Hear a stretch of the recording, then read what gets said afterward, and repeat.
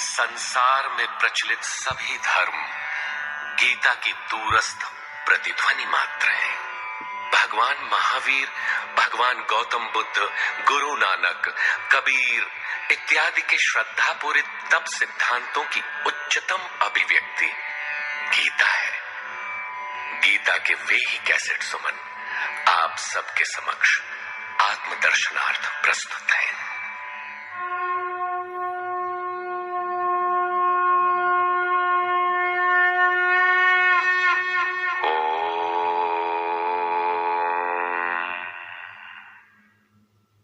श्री परमात्मने नमः। यथार्थ गीता, श्रीमद् भगवद गीता, अथ सप्तमोऽध्याय।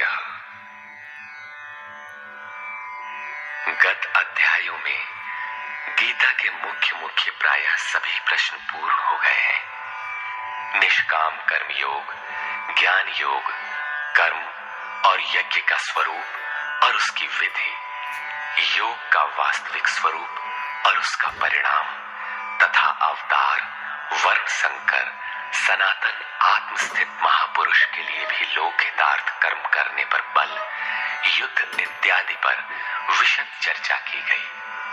अगले अध्यायों में योगेश्वर श्री कृष्ण ने इन्हीं से संदर्भित अनेक पूरक प्रश्नों को लिया है, जिनका समाधान तथा अनुष्ठान आराधना में सहायक सिद्ध होगा।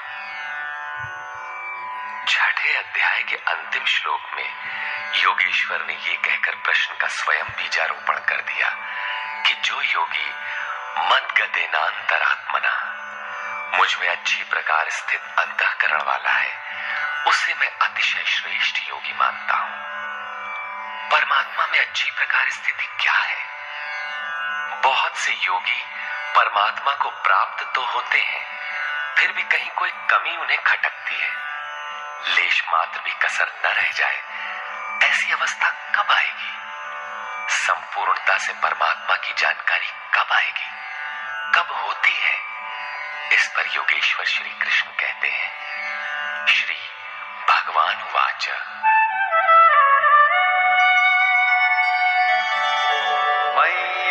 मय्यासक्तमना पार्थ योगं युञ्जन्मदाश्रयः असंशयं समग्रं मां यथा ज्ञास्यसि तच्छृणु।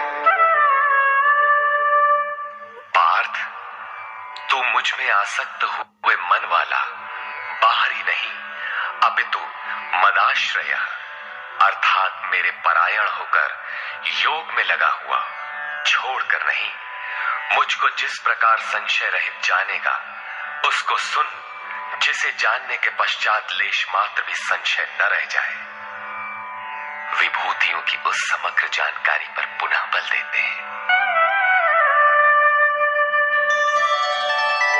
ज्ञानं तेहं सविज्ञानम् इदं वक्ष्याम्यशेषतः यज्ज्ञात्वा नेह भूयोऽन्यत् ज्ञातव्यमवशिष्यते।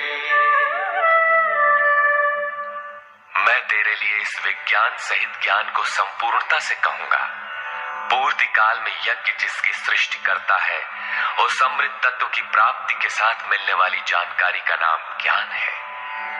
परम तत्व परमात्मा की प्रत्यक्ष जानकारी का नाम ज्ञान है। महापुरुष को एक साथ सर्वत्र कार्य करने की जो क्षमता मिलती है, वो विज्ञान है। कैसे वो प्रभु एक साथ सबके हृदय में कार्य करता है, किस प्रकार वो उठाता, बैठाता और प्रकृति के द्वंद्व से निकालकर स्वरूप तक की दूरी तय करा लेता है, उनकी इस कार्य प्रणाली का नाम विज्ञान है। इस विज्ञान सहित ज्ञान को संपूर्णता से कहूंगा, जिसे जानकर, सुनकर नहीं, संसार में और कुछ भी जानने योग्य नहीं रह जाएगा। मानने वालों की संख्या बहुत कम है।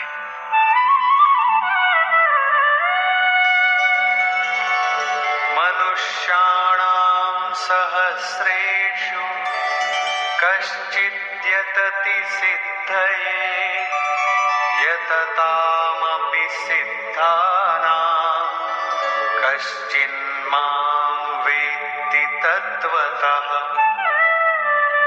हजारों मनुष्यों में कोई ही मनुष्य मेरी प्राप्ति के लिए यत्न करता है, और उन यत्न करने वाले योगियों में भी कोई विरला ही पुरुष मुझे तत्व अर्थात साक्षात्कार के साथ जानता है।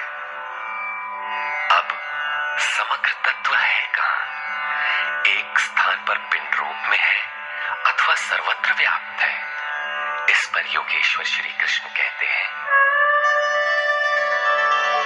भूमिरापो नलो वायुः खं मनो बुद्धिरेव च अहंकार इतीयं मे भिन्ना प्रकृतिरष्टधा।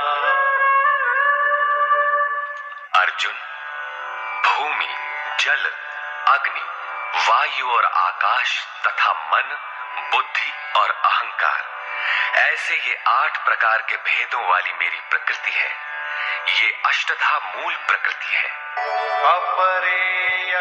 अपरेयमितस्त्वन्या प्रकृतिं विद्धि मे परा जीवभूतां महाबाहो ययेदं धार्यते जगत्। यम अर्थात ये 8 प्रकारों वाली तो मेरी अपरा प्रकृति है, अर्थात जड़ प्रकृति है। महाबाहु अर्जुन, इससे दूसरी को जीव रूप परा अर्थात चेतना प्रकृति जान, जिससे संपूर्ण जगत धारण किया हुआ है, वो है जीवात्मा। जीवात्मा भी प्रकृति के संबंध में रहने के कारण वो भी प्रकृति ही है। एतद्योनीनि भूतानि सर्वाणीत्युपधारय अहं कृत्स्नस्य जगतः प्रभवः प्रलयस्तथा। अर्जुन, ऐसा समझ के संपूर्ण भूत एतद्योनीनि इन महाप्रकृतियों से परा और अपरा प्रकृतियों से ही उत्पन्न होने वाले हैं। यही दोनों एकमात्र योनि है। मैं संपूर्ण जगत की उत्पत्ति तथा प्रलय रूप हूं, अर्थात मूल कारण हूं। जगत की उत्पत्ति मुझसे है और प्रलय अर्थात विलय भी मुझ में है। जब तक प्रकृति विद्यमान है तब तक मैं ही उसकी उत्पत्ति हूं, और जब कोई महापुरुष प्रकृति का पार पा लेता है तब मैं ही महाप्रलय भी हूं, जो अनुभव में आता है। सृष्टि की उत्पत्ति और प्रलय के प्रश्न को मानव समाज ने कौतूहल से देखा है। विश्व के अनेक शास्त्रों में इसे किसी न किसी तरह समझने का प्रयास चला आ रहा है। कोई कहता है प्रलय में संसार डूब जाता है, तो किसी के अनुसार सूर्य इतना नीचे आ जाता है कि पृथ्वी जल जाती है। कोई इसी को कयामत कहता है कि इसी दिन सबका फैसला सुनाया जाता है, तो कोई नित्य प्रलय नैमित्तिक प्रलय की गणना में व्यस्त है। किंतु योगेश्वर श्री कृष्ण के अनुसार प्रकृति अनादि है, परिवर्तन होते रहे हैं, किंतु ये नष्ट कभी नहीं हुई। भारतीय धर्म ग्रंथों के अनुसार मनु ने प्रलय देखा था। इसके साथ 11 ऋषियों ने मत्स्य की सींग में नाव बांधकर हिमालय के एक उत्तुंग शिखर की शरण ली थी। लीलाकार श्री कृष्ण के उपदेशों एवं जीवन से संबंधित उनके समकालीन शास्त्र भागवत में मृकंड मुनि के पुत्र मार्कंडेय जी द्वारा प्रलय का आंखों देखा हाल प्रस्तुत है। वे हिमालय के उत्तर में पुष्पभद्रा नदी के किनारे रहते थे। भागवत के 12 स्कंद के 8वें और 9वें अध्याय के अनुसार शौनक आदि ऋषियों ने सूत जी से पूछा कि मार्कंडेय जी ने महाप्रलय में वट के पत्ते पर भगवान बाल मुकुंद के दर्शन किए थे, किंतु वे तो हमारे ही वंश के थे और हमसे कुछ ही समय पूर्व हुए थे। उनके जन्म के बाद न तो कोई प्रलय हुआ और न ही सृष्टि ही डूबी, सब कुछ यथावत है। तब उन्होंने कैसा प्रलय देखा? सूत जी ने बताया कि मार्कंडेय जी की प्रार्थना से प्रसन्न होकर नर नारायण ने उन्हें दर्शन दिया।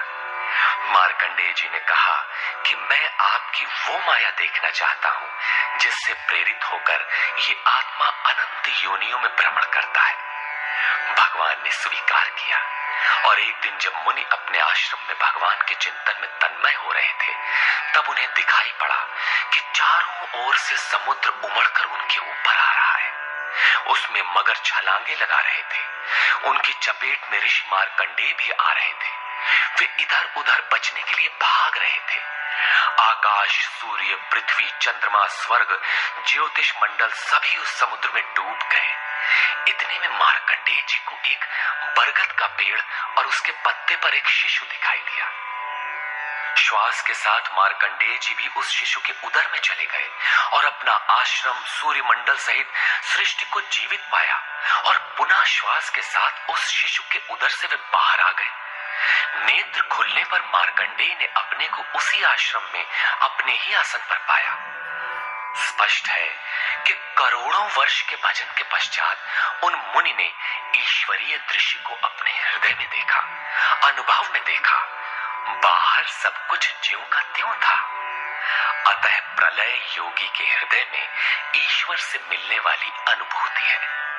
भजन की पूर्ति काल में योगी के हृदय में संसार का प्रवाह मिटकर अव्यक्त परमात्मा ही शेष बचता है। यही प्रलय है, बाहर प्रलय नहीं होता। महाप्रलय शरीर रहते ही अद्वैत की अनिर्वचनीय स्थिति है। ये क्रियात्मक है। केवल बुद्धि से निर्णय लेने वाले भ्रम का ही सृजन करते हैं, चाहे हम हो या आप। इसी पर आगे देखें।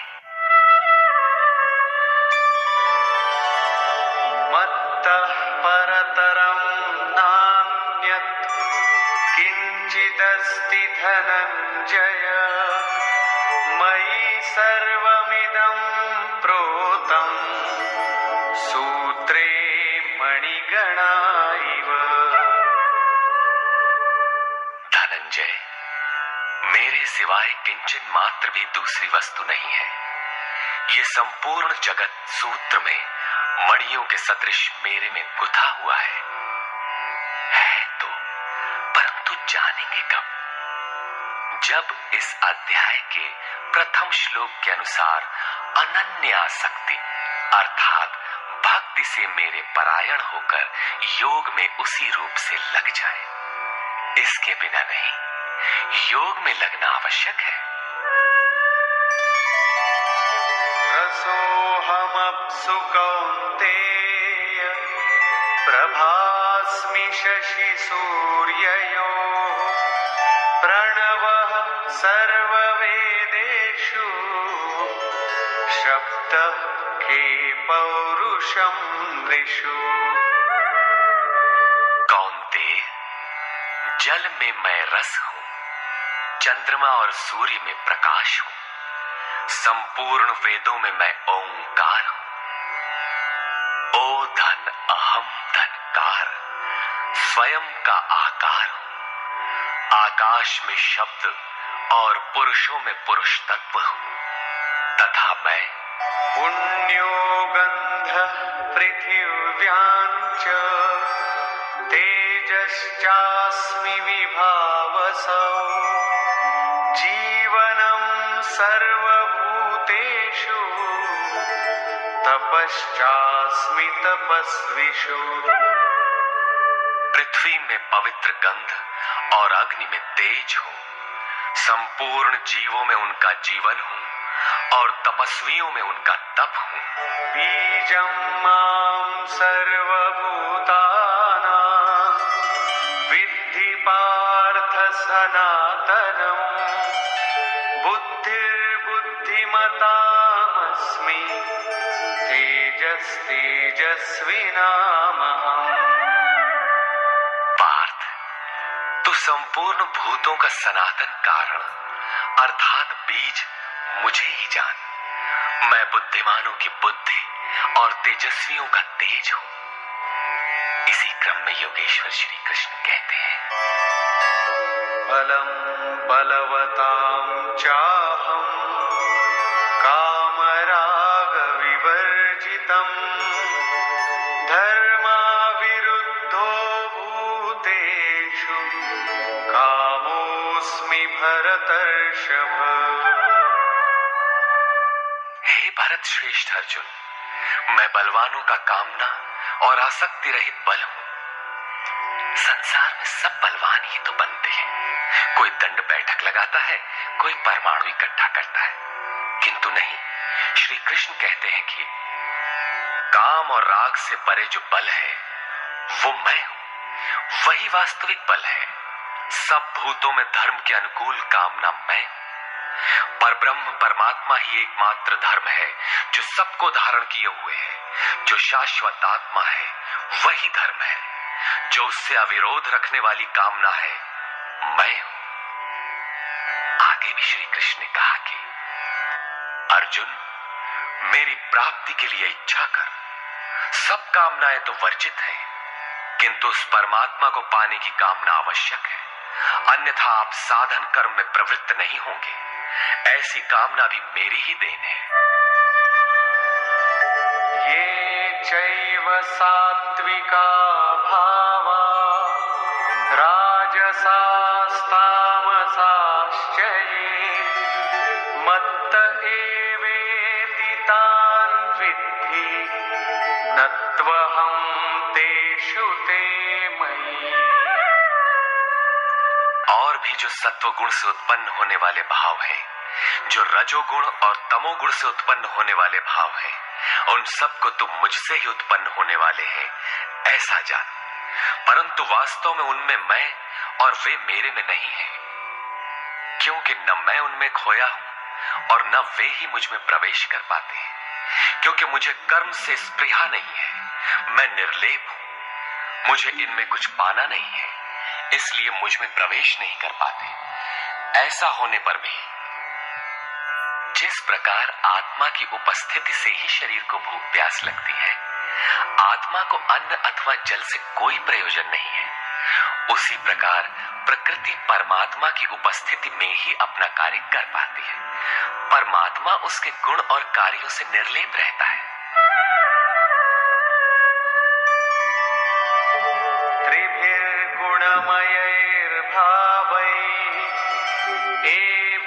सर्वमिदं जगत् मोहितं नाभिजानाति मामेभ्यः परमव्ययम्। सात्विक, राजस और तामस, इन तीन गुणों के कार्य रूप भावों से सारा जगत मोहित हो रहा है। इसलिए लोग इन तीनों गुणों से परे मुझ अविनाशी को तत्व से भली प्रकार नहीं जानते।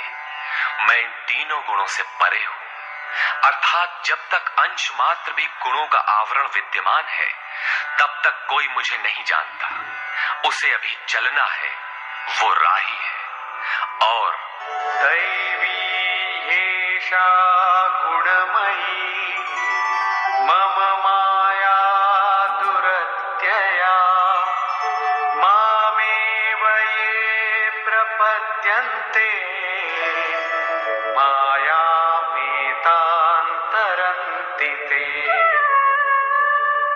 ये त्रिगुणातीत मेरी अद्भुत माया दुस्तर है, किंतु जो पुरुष मुझे ही निरंतर भजते हैं, वे इस माया का पार पा जाते हैं। ये माया है तो दैवी, परंतु अगरबत्ती जलाकर इसकी पूजा न करने लगे, इससे पार पाना है। न मां दुष्कृतिनो मूढ़ाः प्रपद्यन्ते नराधमाः मायया परितज्ञानाः आसुरं भावमाश्रिताः। जो मुझे निरंतर भजते हैं वे जानते हैं, फिर भी लोग नहीं भजते। माया द्वारा जिनका ज्ञान अपहरण कर लिया गया है, जो आसुरी स्वभाव को धारण किए हुए मनुष्यों में अधम काम क्रोध आदि दुष्कृतियों को करने वाले मूढ़ लोग मुझे नहीं भजते। तो भजता कौन है? चतुर्विधा भजन्ते मां जनाः सुकृतिनोऽर्जुन आर्तो जिज्ञासुरर्थार्थी ज्ञानी च भरतर्षभ। हे भरत श्रेष्ठ अर्जुन, सुकृतिना उत्तम अर्थात नियत कर्म, अर्थात जिसके परिणाम में श्रेय की प्राप्ति हो उसको करने वाले, अर्थार्थी अर्थात सकाम, आर्तः अर्थात दुख से छूटने की इच्छा वाले, जिज्ञासु अर्थात प्रत्यक्ष रूप से जानने की इच्छा वाले, और ज्ञानी अर्थात जो प्रवेश की स्थिति में है। इन चारों प्रकार के भक्तजन मुझे भजते हैं। अर्थ वो वस्तु है जिससे हमारे शरीर अथवा संबंधों की पूर्ति हो। इसलिए अर्थ, कामनाएं सब कुछ पहले तो भगवान द्वारा पूर्ण होते हैं। भगवान श्री कृष्ण कहते हैं कि मैं ही पूर्ण करता हूं, किंतु इतना ही वास्तविक अर्थ नहीं है। आत्मिक संपत्ति ही स्थिर संपत्ति है, यही अर्थ है। सांसारिक अर्थ की पूर्ति करते करते भगवान वास्तविक अर्थ आत्मिक संपत्ति की ओर बढ़ा देते हैं, क्योंकि वे जानते हैं कि इतने ही से मेरा भक्त सुखी नहीं होगा। इसलिए वे आत्मिक संपत्ति भी उसे देने लगते हैं। लोक लाहु परलोक निबाहु, लोक में लाभ और परलोक में निर्वाह, ये दोनों भगवान की वस्तु हैं। अपने भक्त को खाली नहीं छोड़ते। आर्त, जो दुखी हो, जिज्ञासु, समग्रता से जानने की इच्छा वाले जिज्ञासु मुझे भजते हैं। साधना की परिपक्व अवस्था में दिग्दर्शन अर्थात प्रत्यक्ष दर्शन की अवस्था वाले ज्ञानी भी मुझे भजते हैं।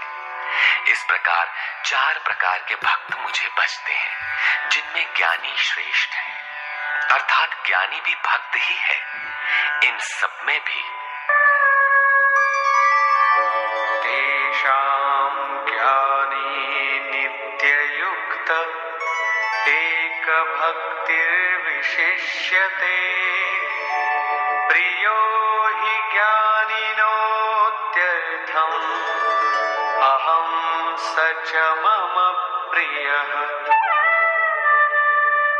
अर्जुन, उनमें भी नित्य मुझ में एक ही भाव से स्थित अनन्य भक्ति वाला ज्ञानी विशिष्ट है, क्योंकि साक्षात्कार के सहित जानने वाले ज्ञानी को मैं अत्यंत प्रिय हूं, और वो ज्ञानी भी मुझे अत्यंत प्रिय है। वो ज्ञानी मेरा ही स्वरूप है। उदारा सर्व एवैते ज्ञानी त्वात्मैव मे मतम् आस्थितः स हि युक्तात्मा मामेवानुत्तमां गतिम्। यद्यपि ये चारों प्रकार के भक्त उदार ही हैं, कौन सी उदारता कर दी? क्या आपकी भक्ति करने से भगवान को कुछ मिल जाता है? क्या भगवान में कोई कमी है जिसे आपने पूरा कर दिया?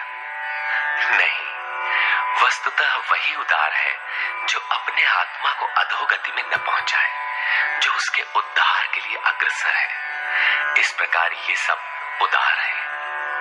परंतु ज्ञानी तो साक्षात मेरा स्वरूप ही है, ऐसी मेरी मान्यता है, क्योंकि वो स्थिर बुद्धि ज्ञानी भक्त सर्वोत्तम गति स्वरूप मुझ में ही स्थित है।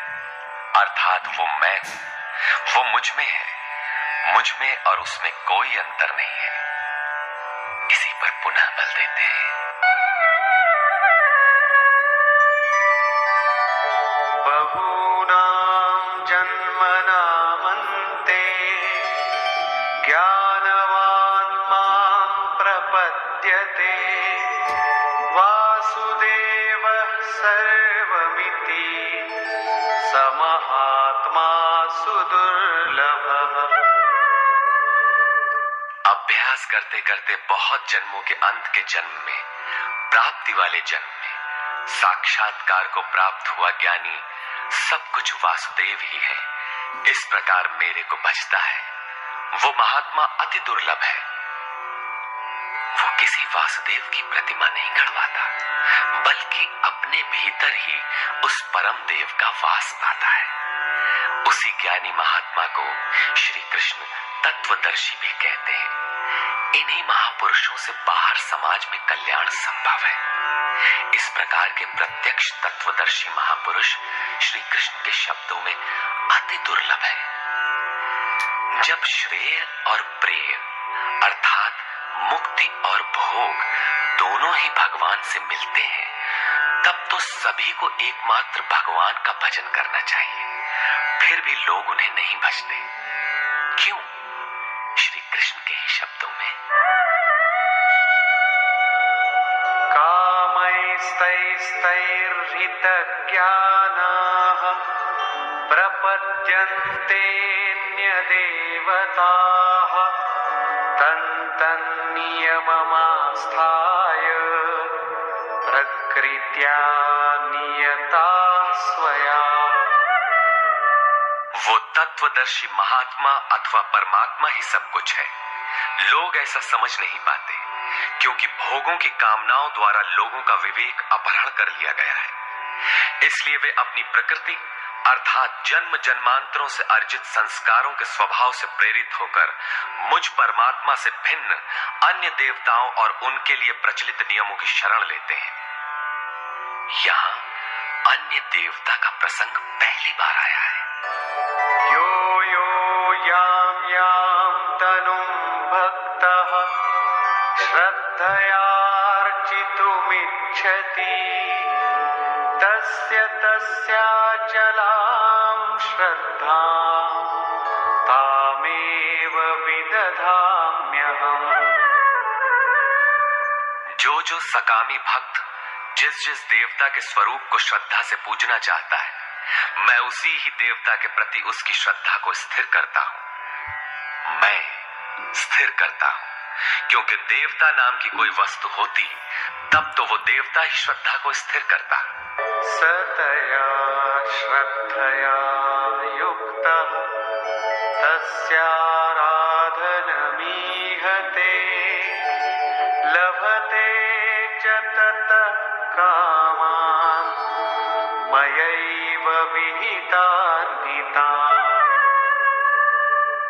वो पुरुष उस श्रद्धा से युक्त होकर उस देव विग्रह के पूजन में तत्पर होता है और उस देवता के माध्यम से मेरे ही द्वारा निर्मित उन इच्छित भोगों को निसंदेह प्राप्त होता है। भोग कौन देता है? मैं ही देता हूं। उसकी श्रद्धा का परिणाम है भोग, न कि किसी देवता की देन। किंतु वो फल तो पा ही लेता है, फिर इसमें बुराई क्या है? इस पर कहते हैं, अन्तवत्तु फलं तेषां तद्भवत्यल्पमेधसां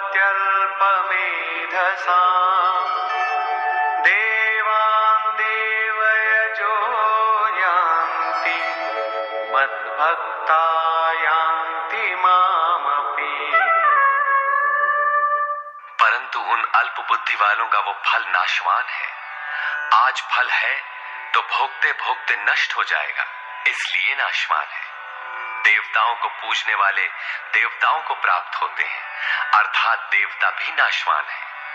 देवताओं से लेकर यावन मात्र जगत परिवर्तनशील और मरणधर्मा है। मेरा भक्त मुझे ही प्राप्त होता है, जो अव्यक्त है, नैष्ठिकीम परम शांति पाता है। देवता हृदय के अंतराल में परम देव परमात्मा के देवत्व को अर्जित कराने वाले सद्गुणों का नाम है।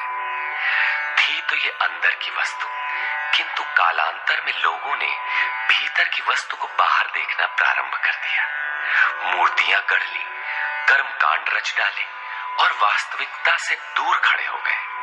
श्री कृष्ण ने इस भ्रांति का निराकरण उपर्युक्त 4 श्लोकों में किया। गीता में पहली बार अन्य देवताओं का नाम लेते हुए उन्होंने कहा कि देवता होते ही नहीं, लोगों की श्रद्धा जहां झुकती है वहां मैं ही खड़ा होकर उनकी श्रद्धा को पुष्ट करता हूं और मैं ही वहां फल भी देता हूं। वो फल भी नश्वर है, फल नष्ट हो जाते हैं, देवता नष्ट हो जाते हैं और देवताओं को पूजने वाला भी नष्ट हो जाता है। जिनका विवेक नष्ट हो गया है वे मूढ़ बुद्धि ही अन्य देवताओं को पूजते हैं। श्री कृष्ण तो यहां तक कहते हैं कि अन्य देवताओं को पूजने का विधान ही अयुक्ति संगत है।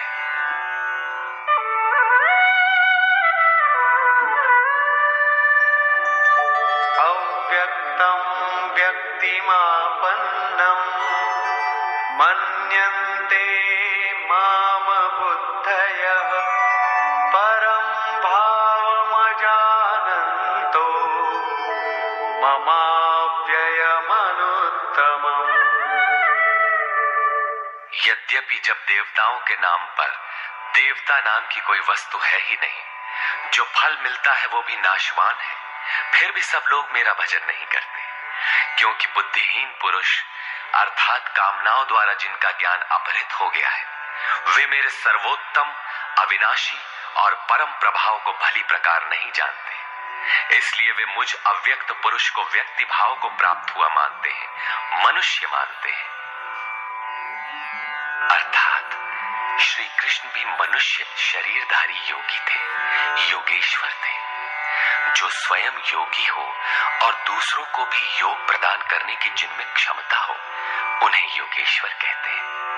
साधना के सही दौर में पड़कर क्रमशः उत्थान होते होते महापुरुष भी उसी परम भाव में स्थित हो जाते हैं। शरीरधारी होते हुए भी वे उसी अव्यक्त स्वरूप में स्थित हो जाते हैं। फिर भी कामनाओं से विवश मंद बुद्धि के लोग उन्हें साधारण व्यक्ति ही मानते हैं। वे सोचते हैं कि हमारी ही तरह तो ये भी पैदा हुए हैं, भगवान कैसे हो सकते हैं। उन बेचारों का दोष भी क्या है, दृष्टिपात करते हैं तो शरीर ही दिखाई पड़ता है। वे महापुरुष के वास्तविक स्वरूप को देख क्यों नहीं पाते। इस पर योगेश्वर श्री कृष्ण से ही सुने। नाहं प्रकाश सर्वस्य योगमाया समावृतः मूढोऽयं नाभिजानाति लोको मामजमव्ययम्। सामान्य मनुष्य के लिए माया एक पर्दा है जिसके द्वारा परमात्मा सर्वथा छिपा है। योग साधना समझकर वो इसमें प्रवृत्त होता है। इसके पश्चात योग माया अर्थात योग क्रिया भी एक आवरण ही है। योग का अनुष्ठान करते करते उसकी पराकाष्ठा योगारूढ़ता आ जाने पर वो छिपा हुआ परमात्मा विदित होता है। योगेश्वर कहते हैं कि मैं अपनी योग माया से ढका हुआ हूं। केवल योग की परिपक्व अवस्था वाले ही मुझे यथार्थ देख सकते हैं। मैं सबके लिए प्रत्यक्ष नहीं हूं।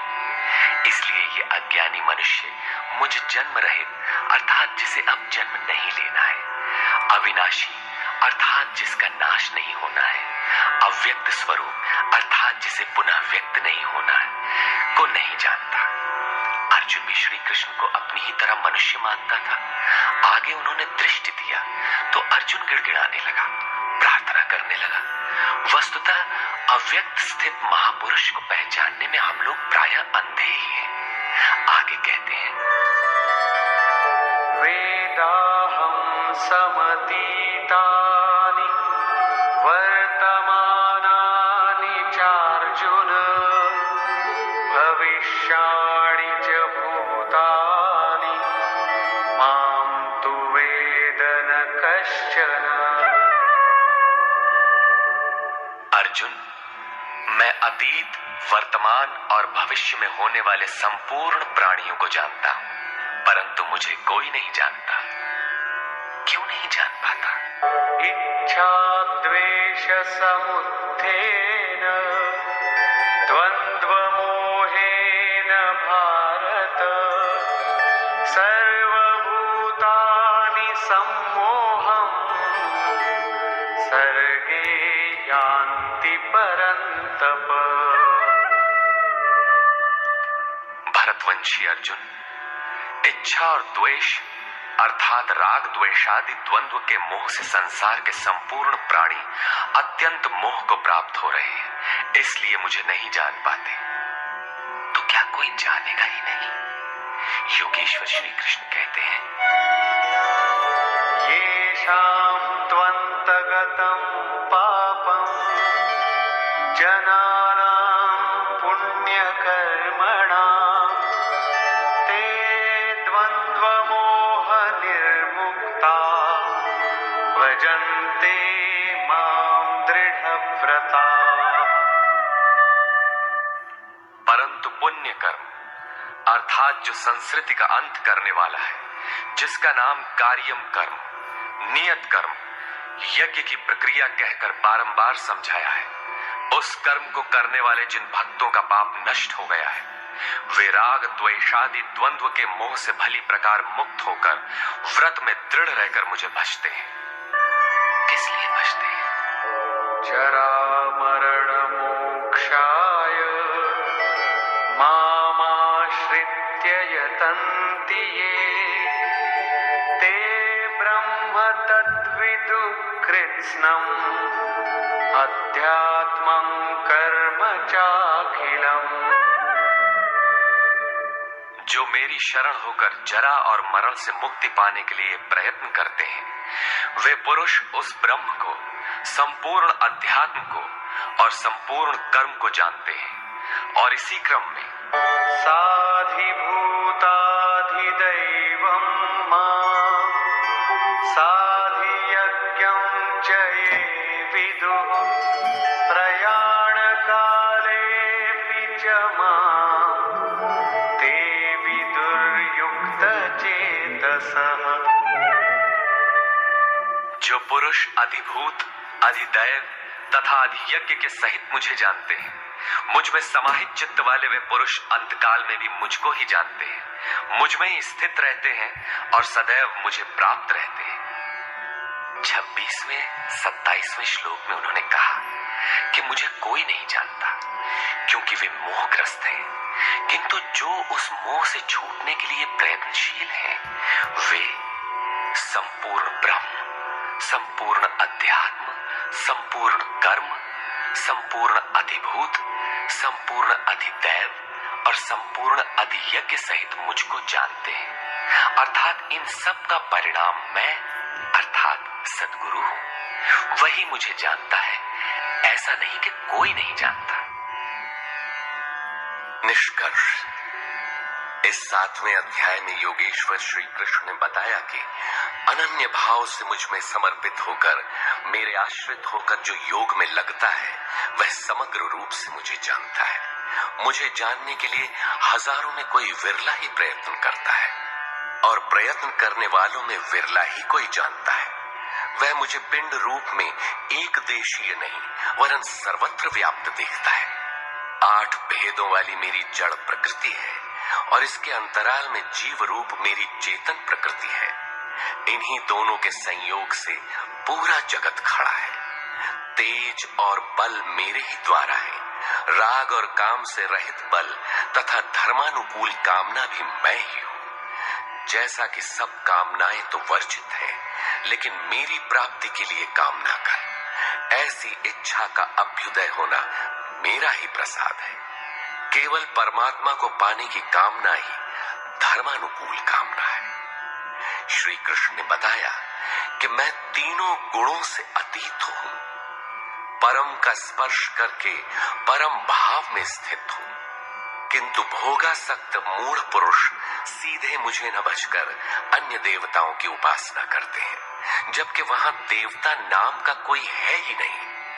पत्थर, पानी, पेड़, जिसको भी वे पूजना चाहते हैं, उसी में उनकी श्रद्धा को मैं ही पुष्ट करता हूं। उसकी आड़ में खड़ा होकर मैं ही फल देता हूं, क्योंकि न वहां कोई देवता है, न किसी देवता के पास कोई भोग ही है। लोग मुझे साधारण व्यक्ति समझकर नहीं बचते, क्योंकि मैं योग प्रक्रिया द्वारा ढाका हुआ हूं। अनुष्ठान करते करते योग माया का आवरण पार करने वाले ही मुझ शरीरधारी को भी अव्यक्त रूप में जानते हैं, अन्य स्थितियों में नहीं। मेरे भक्त 4 प्रकार के हैं: अर्थार्थी, आर्त, जिज्ञासु और ज्ञानी। चिंतन करते करते अनेक जन्मों के अंतिम जन्म में प्राप्ति वाला ज्ञानी मेरा ही स्वरूप है। अर्थात अनेक जन्मों से चिंतन करके उस भगवत स्वरूप को प्राप्त किया जाता है। राग द्वेष के मोह से आक्रांत मनुष्य मुझे कदापि नहीं जान सकते, किंतु राग द्वेष के मोह से रहित होकर जो नियत कर्म अर्थात जिसे संक्षेप में आराधना कह सकते हैं का चिंतन करते हुए जरा मरण से छूटने के लिए प्रयत्नशील हैं, वे पुरुष संपूर्ण रूप से मुझे जान लेते हैं। वे संपूर्ण ब्रह्म को, संपूर्ण आध्यात्म को, संपूर्ण अधिदैव को, संपूर्ण कर्म को और संपूर्ण यज्ञ के सहित मुझे जानते हैं। वे मुझ में प्रवेश करते हैं और अंतकाल में भी मुझको ही जानते हैं, अर्थात फिर कभी वे विस्मृत नहीं होते। इस अध्याय में परमात्मा की समग्र जानकारी का विवेचन है। अतः ओम तत्सदिति श्रीमद्भगवद गीता सूपनिषत्सु ब्रह्म विद्यायाम योग शास्त्रे श्री कृष्णार्जुन संवादे समग्र बोधः नाम सप्तमोऽध्याय। इस प्रकार स्वामी अड़गड़ानंद कृत श्रीमद् भगवद गीता के भाष्य यथार्थ गीता का 7वां अध्याय पूर्ण होता है। हरि ओम तत्सत।